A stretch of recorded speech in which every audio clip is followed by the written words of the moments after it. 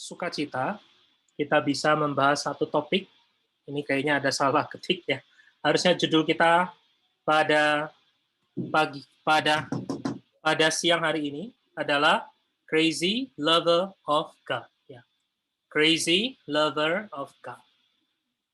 Ini adalah satu topik yang memang kalau kita mencari di dalam Alkitab, ya, kata crazy itu tidak ada, ya, atau tidak ada bicara namanya crazy lover of God, itu enggak ada. Tetapi memang ini adalah satu istilah yang sering terjadi di tengah-tengah anak-anak Tuhan yang mencintai Tuhan.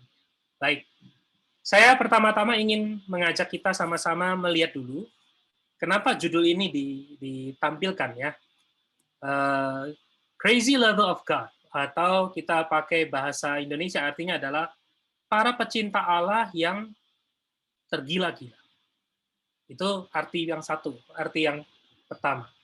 Arti yang lainnya juga bisa disebut sebagai para pecinta Allah, tetapi dinilai orang, dianggap oleh orang lain, itu seperti orang gila.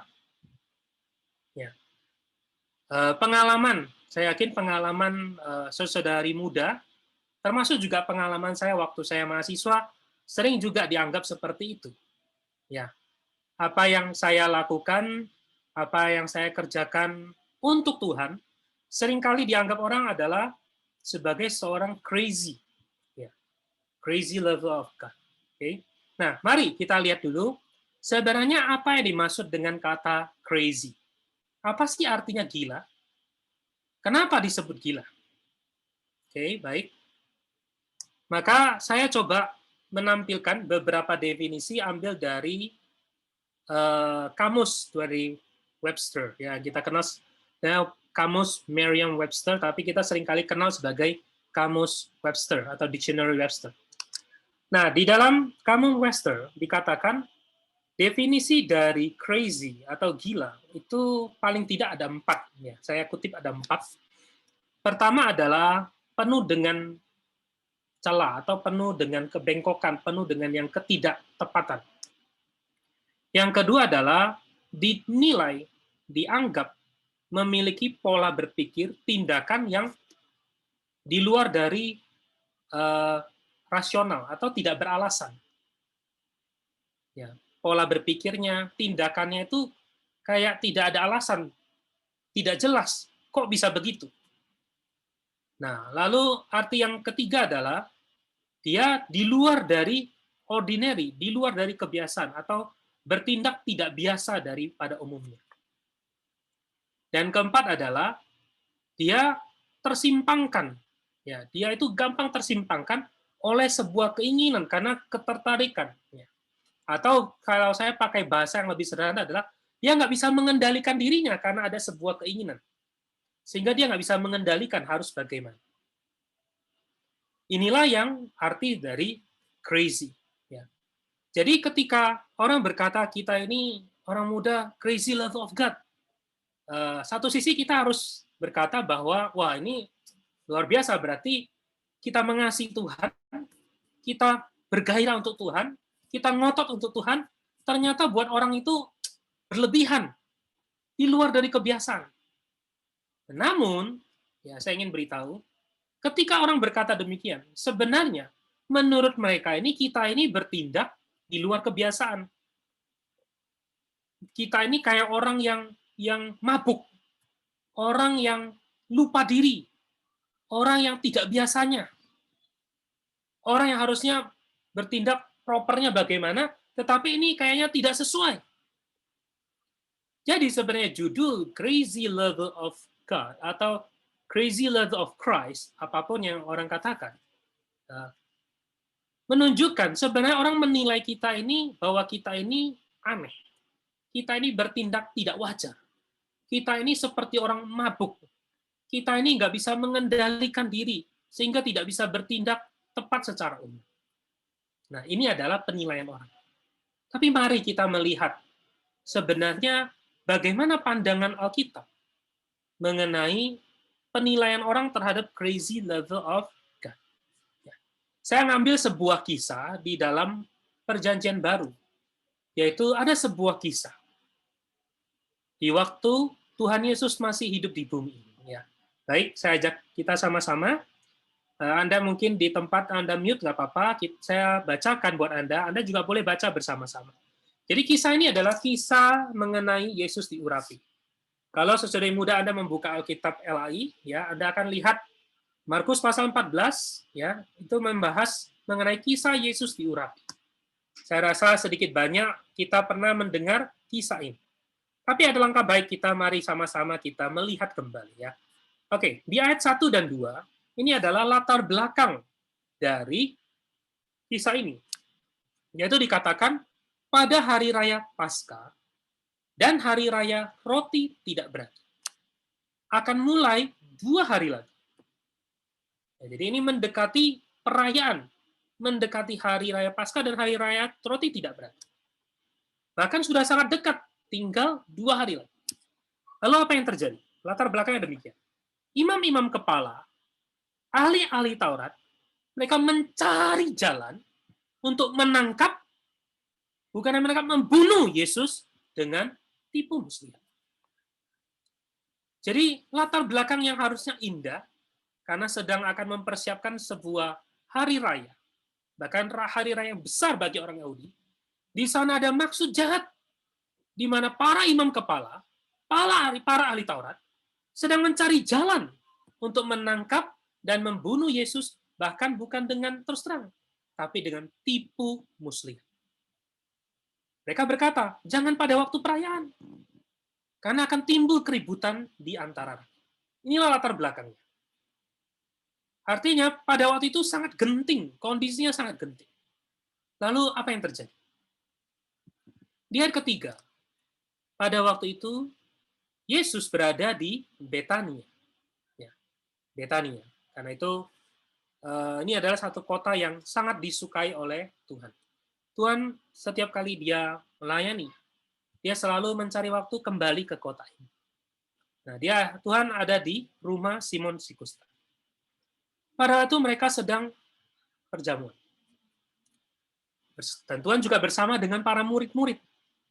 Apa yang terjadi? Maka datanglah seorang perempuan. Ya, datang seorang perempuan. Sangat unik, saudari muda. Di dalam Alkitab, dia tidak mencatat, di Markus tidak mencatat nama perempuan. Meskipun dalam sejarah ada orang yang berkata ini adalah Maria, perempuan ini bernama Maria. Tetapi Markus secara khusus tidak mencatat nama perempuan. Dia hanya berkata datanglah seorang perempuan. Artinya orang yang memang tidak dipandang. Namanya saja tidak disebutkan. Namanya nggak penting. Yang penting adalah tindakannya. Maka Markus mencatat datanglah seorang perempuan. Apa yang dilakukan? Perempuan membawa buli-buli pualam berisi minyak narwastu. Bahkan tidak hanya minyak narwastu, dia berkata minyak narwastu yang murni, yang mahal harga. Nama perempuan ini nggak penting, tapi perbuatannya dan apa yang dibawa itu penting. Itu dicatat dengan detail di dalam kitab Markus. Dikatakan perempuan ini bawa buli-buli pualam. Nanti saya akan jelaskan apa maksud, apa sih, apa pentingnya, apa uniknya buli-buli pualam ini. Lalu di dalam buli pualam ini berisi minyak narwastu yang murni, yang mahal harganya.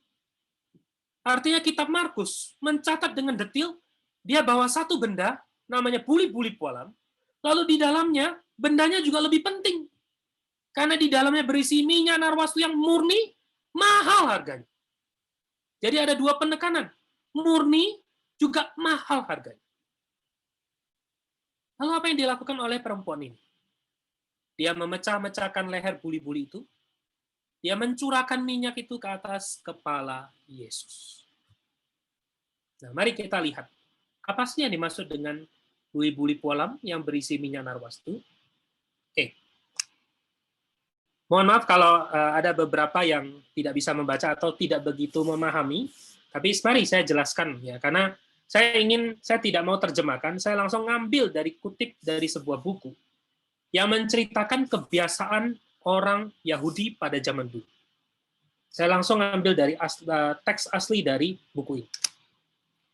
Dikatakan bahwa di dalam tradisi orang Yahudi, ya, in the Jewish tradition, ketika seorang perempuan muda sedang mempersiapkan diri untuk menikah, maka keluarganya itu harus membeli sebuah buli-buli pualam. Ya, sebuah buli-buli pualam. Jadi alabaster box ini bukan seperti kotak. Ya, mungkin kalau Anda searching di googling, ada yang model kotak, tapi pada zaman dulu ada sebuah buli-buli pualam, lalu diisi penuh dengan minyak yang mahal. Ya, minyak narwastu yang mahal, minyak urapan yang mahal. Nah, berapa besar buli-buli pualam ini, itu sangat bergantung pada bobotnya. Tergantung pada ini tujuannya untuk apa? Seberapa penting perempuan ini yang mau menikah. Artinya, dengan kata lain, bagi seorang perempuan Yahudi, di dalam hidup dia mempersiapkan sebuah buli-buli pualam, itu adalah hal yang sangat, sangat, sangat penting. Karena ini menunjukkan nilainya dia. Menunjukkan berapa berharganya dia. Dia mempersiapkan nilai diri.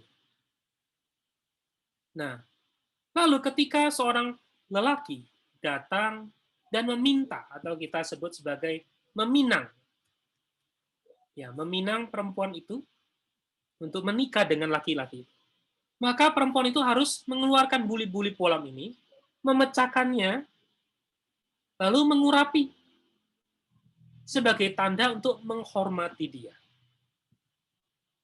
Jadi, buli-buli pualam yang disiapkan, bahkan kalau Anda membaca di dalam aplikasi Sabda atau di dalam kamus Alkitab, dikatakan minyak narwastu ini harganya itu senilai dengan upah kerja setahun. Artinya Anda jadi lelah mati-matian, ya, setahun baru bisa siap. Ya. Kalau kita ambil prinsip persepuluhan, ya, saya ambil prinsip persepuluhan, berarti Anda perlu paling tidak 10 tahun untuk menyiapkan satu minyak narwastu yang berisi buli-buli pualam. Buli-buli pualam berisi minyak narwastu ini. Ya. Jadi, Anda lihat betapa berharganya. Ya, bagaimana perempuan ini menyiapkan. Karena nilai minyaknya saja, belum sama buli-buli pualamnya. Nilai minyaknya saja dikatakan itu adalah 1 tahun upah seorang pekerja. Jadi kalau kita ambil prinsip persepuluhan, itu 10 tahun untuk bisa menyiapkan satu. Ya, saya tidak tahu ada nggak orang yang persiapan pernikahan itu 10 tahun. Ya. Saya masih ingat waktu saya mempersiapkan pernikahan saya 1,5 tahun. Tapi buat seorang perempuan Yahudi, kalau dia ambil prinsip persepuluhan berarti 10 tahun. Jadi bagi seorang perempuan Yahudi, memecahkan buli-buli pualam ini sangatlah penting. Dan sewajarnya, saya tekankan kata ya, sewajarnya, itu dipecahkan untuk diurapi kepada suaminya kelak. Laki-laki yang dia terima. Dan ini adalah membuktikan nilainya dia. Berapa bagi laki-laki. Nah, tetapi, saudari muda, di dalam Markus pasal 14, perempuan ini yang secara khusus tidak dicatat namanya, tidak dicatat oleh Markus, mau menunjukkan perbuatan ini memang tidak wajar. Tidak wajar, dia memecahkan yang harusnya buat suaminya, dia pecahkan, Tuhan. Gak wajar. Itulah sebabnya, mari kita lihat reaksi orang-orang, termasuk reaksi murid-murid Tuhan. Mari kita baca ayat 4 dan 5. Ada orang yang menjadi gusar dan berkata seorang kepada yang lain, untuk apa pemborosan minyak narwastu ini? Sebab minyak ini dapat dijual 300 dinar lebih dan uangnya dapat diberikan kepada orang-orang miskin. Lalu mereka memarahi perempuan ini. Ya. Jadi orang-orang gusar, orang-orang kaget, orang-orang merasa, wah ini apa ini terjadi? Kenapa dia bersikap demikian? Ini nggak wajar. Kalau saya pakai bahasa saya, ini gila. Bayangkan, saudara. Saya mengajak yang di sini orang-orang muda, khususnya yang perempuan. Kalau Anda ada, Anda tempatkan diri Anda sebagai perempuan ini. Anda sudah berjuang, menyimpan sebaik mungkin untuk membeli buli-buli bolam berisi minyak narwastu murni, lalu Anda pecahkan dan mengurapi Tuhan. Lalu bagaimana pernikahanmu kelak? Kalau kita ambil prinsip persepuluhan, apakah Anda mau tunda lagi pernikahan Anda 10 tahun lagi? Anda sudah umur berapa nanti waktu itu menikah? Nah, kita kalau membaca dengan pandangan demikian, kita baru paham kenapa orang-orang berkata, ini perempuan ini pemborosan. Benar-benar pemborosan. Mau berapa lama? Apa nggak mau nikah? Aneh. Nggak wajar. Yang terbaik diboroskan. Tetapi sesudah, mari kita lihat reaksi Tuhan. Di sini kita belajar satu hal. Yang penting bukan reaksi orang lain. Yang penting bukan penilaian orang lain. Yang penting adalah penilaian Tuhan. Yang penting adalah bagaimana Tuhan melihat tindakan kita. Mari kita baca. Ini saya cut karena panjang, jadi saya ambil frase kalimat yang penting buat kita pahami sama-sama. Di dalam ayat 6-8 dikatakan, Yesus berkata, biarkanlah dia. Mengapa kamu menyusahkan dia? Dia telah melakukan satu perbuatan yang baik padaku. Dia telah melakukan apa yang dapat dilakukan. Saudari muda, ingat bagaimana reaksi Tuhan. Tuhan berkata, biarkan, jangan menyusahkan. Lalu Tuhan memuji dia. Dia melakukan suatu perbuatan yang baik. Nah, di dalam bahasa Inggris, di dalam Alkitab bahasa Inggris dikatakan bukan yang baik, terhormat, terpuji, bernilai, the noble deed. Satu perbuatan yang berharga. Ya, Tuhan tidak berkata hanya valuable. Tuhan berkata noble. Artinya ini sangat berharga. Bahkan kalau kita bilang, kita ingat ada penghargaan Nobel. Itu ada penghargaan untuk sesuatu yang harus diingat sepanjang masa. Tuhan berkata, perbuatan ini perbuatan yang noble. Perbuatan yang berharga. Yang baik. Mungkin bagi kalian adalah pemborosan. Mungkin bagi orang lain itu adalah gila. Mungkin bagi orang lain ini adalah tidak waras. Tapi bagi Tuhan, ini adalah perbuatan yang berharga. Saudari muda, inilah yang paling bernilai. Orang mau berkata kita crazy, tapi Tuhan berkata kita adalah lover, noble love. Kita melakukan satu perbuatan yang baik, dan Tuhan berkata, dia tidak melakukan sesuatu yang terlalu besar.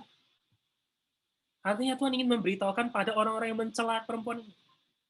Perempuan ini, dia telah melakukan apa yang dapat dilakukan. Artinya kalau dia dapat, kalian juga dapat.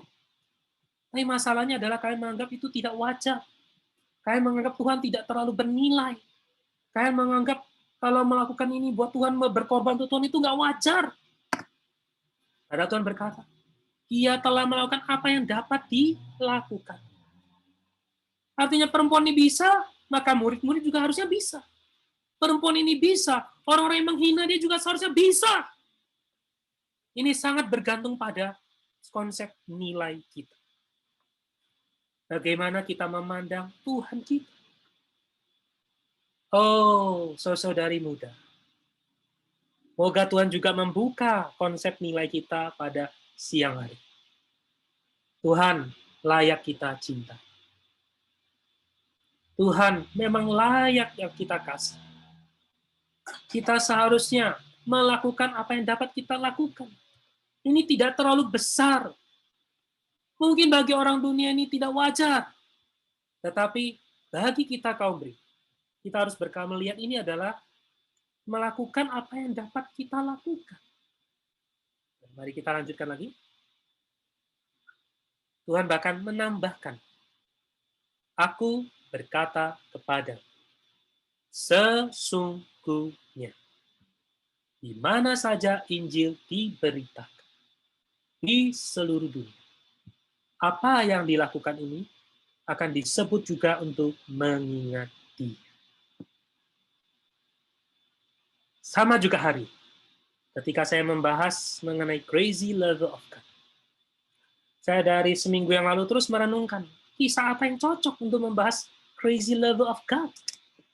Maka tidak ada kisah yang lain selain kisah ini. Dia perempuan, dia lemah, dia dipandang rendah. Tetapi dia merebut kesempatan. Dia tahu waktu yang terbaik. Dia bahkan melakukan apa yang dapat dia lakukan.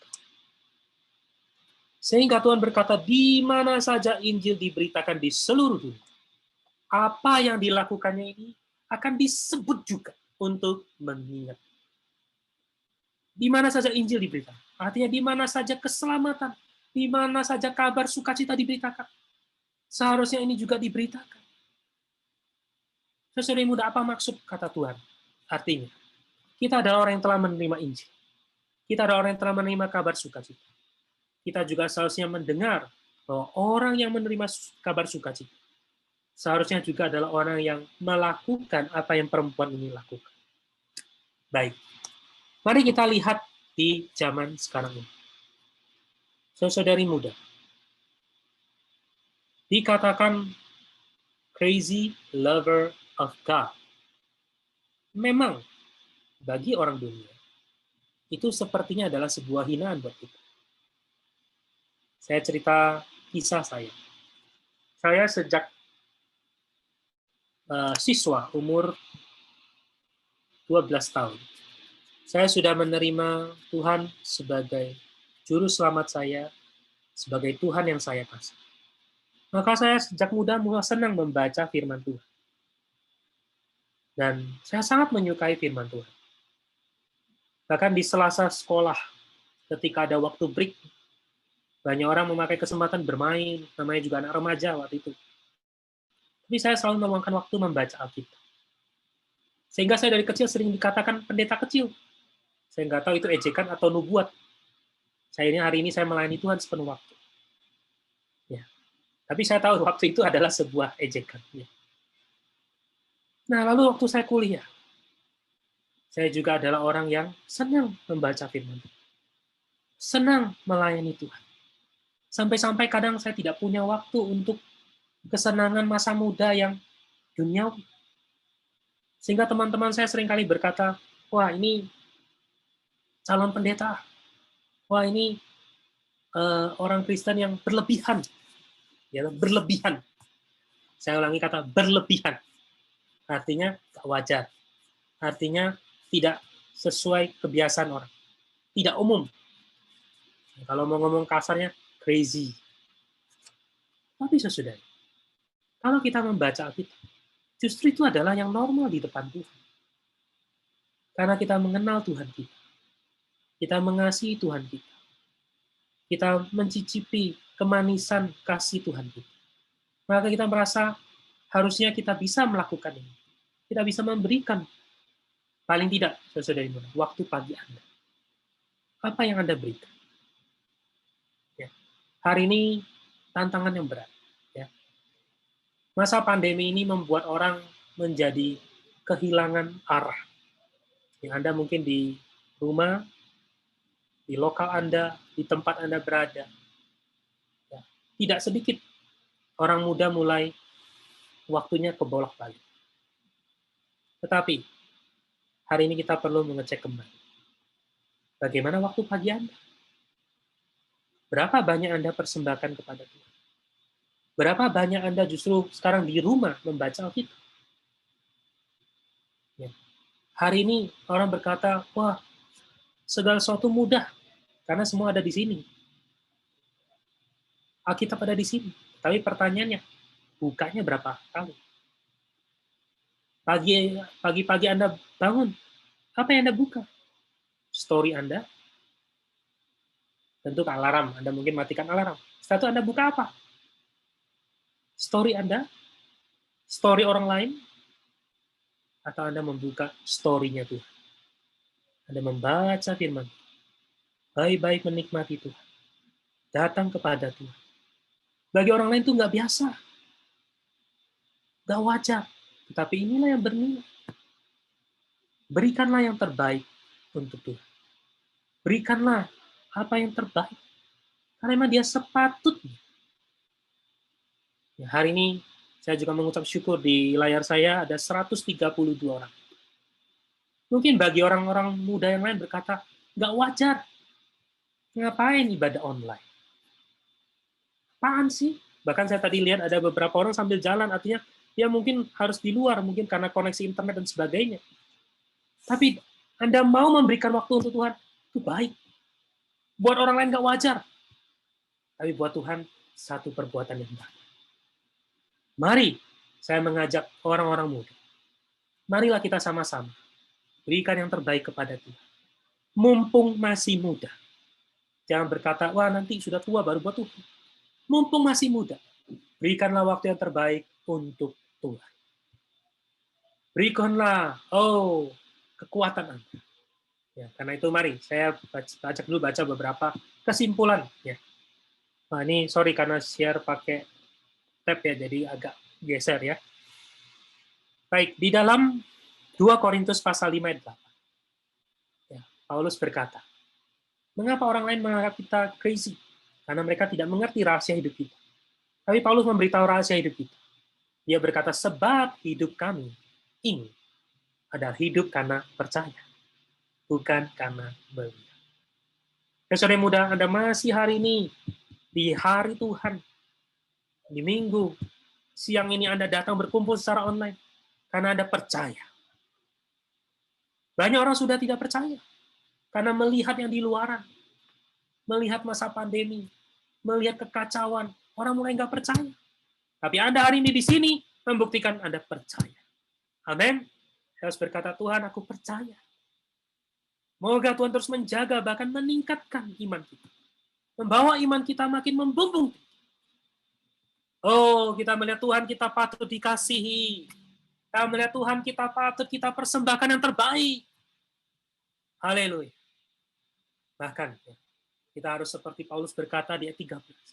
Sebab jika kami tidak menguasai diri, hal itu adalah dalam pelayanan Allah. Saudara muda, inilah crazy level of God. Buat pelayanan Allah, buat Allah kita, buat Tuhan kita tidak menguasai diri. Artinya kita tidak batasi diri kita. Ya. Anda waktu ibadah, ya.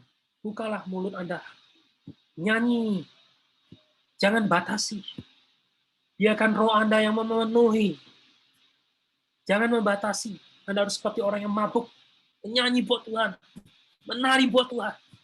Bagi ya. Jangan dibalik. Kita ini seringkali tidak menguasai diri untuk hal-hal yang bukan Allah. Anda boleh cek sesudah.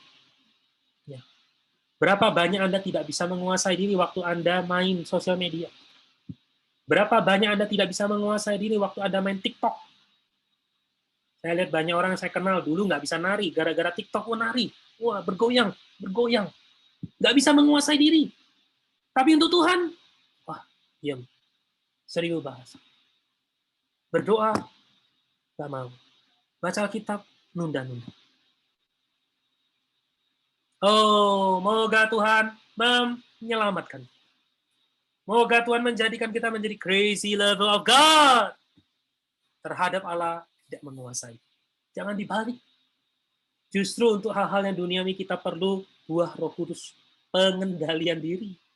Untuk Allah kita harus apa? Seperti tidak menguasai diri, mabuk. Karena itu Paulus berkata, janganlah kamu mabuk oleh anggur, tapi hendaklah kamu dipenuhi oleh Roh Kudus. Saudara muda, mari saya ajak sebelum saya lanjutkan, mari kita pakai 30 detik sampai 1 menit kita pribadi kita berdoa pada Tuhan. Tuhan ampuni aku kalau selama ini Anda sudah banyak hal, dunia, hal-hal yang bukan Allah, membuat Anda mabuk. Tapi mari, Tuhan minta Tuhan sadarkan kita. Biarlah kita hanya hidup karena percaya, bukan karena melihat. Dan kita perlu punya minat Tuhan, aku mau seperti perempuan ini. Untuk Tuhan, untuk Allahku, aku tidak menguasai diri. Ya, mari, kita pakai waktu 30 detik, kita bisa berdoa pada Tuhan kita. Ya. Oh Tuhan, terima kasih. Kau benci, Tuhan, sungguh, Tuhan, jadikan Tuhan, bisa memberikan ini. Amin. Amin. Baik, saya lanjutkan karena waktu. Saudari, kalau kita adalah orang yang demikian, maka kita bisa melakukan kesimpulan yang terakhir, yaitu kita baca ya. Boleh bisa buka mic-nya sama-sama kita baca ayat ini. Markus 12 ayat 30 sampai 31 ya. Saya ajak kita baca sama-sama. 1, 2, 3. Kasihlah Tuhan Allahmu dengan segenap hatimu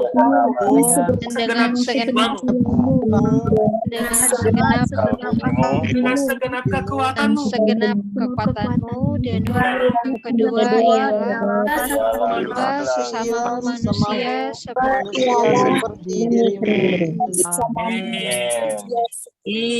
Puji Tuhan.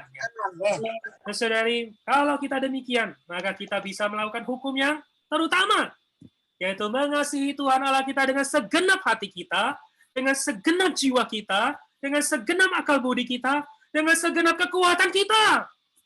Bahkan kita bisa melakukan hukum yang kedua, kasihilah sesamamu manusia, seperti dirimu sendiri. Si Tuhan, saudari muda, semoga Tuhan mendapatkan banyak orang muda di tanah air Indonesia. Jadi orang-orang muda yang crazy lover of God. Orang lain menganggap Anda tidak wajar. Tidak masalah. Yang penting Tuhan berkata, Anda sudah melakukan satu perbuatan yang baik. Dan Anda melakukan apa yang dapat Anda lakukan. Si Tuhan, saudari, sekian mungkin dari firman Tuhan dari saya. Mari saya berdoa memberkati Anda semua.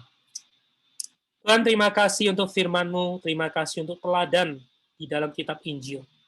Tuhan, sebuah contoh, sebuah teladan, Tuhan, untuk supaya kami juga belajar di hadapan-Mu. Tuhan, berikan kami penglihatan, nilai, melihat betapa Tuhan kami patut kami kasih. Tuhan, memang Engkau yang terindah, memang Engkau yang termanis, memang Engkau yang termesra. Tuhan, karena itu, bawalah kami belajar hidup karena percaya, bukan karena melihat. Tuhan, kami berdoa, berkati setiap orang-orang muda di seluruh tanah Indonesia, khususnya Tuhan yang ada di dalam, Tuhan, ibadah online ini. Tuhan, berkati, hati setiap orang-orang muda ini. Jadikan kami menjadi para pengasih-pengasih Tuhan.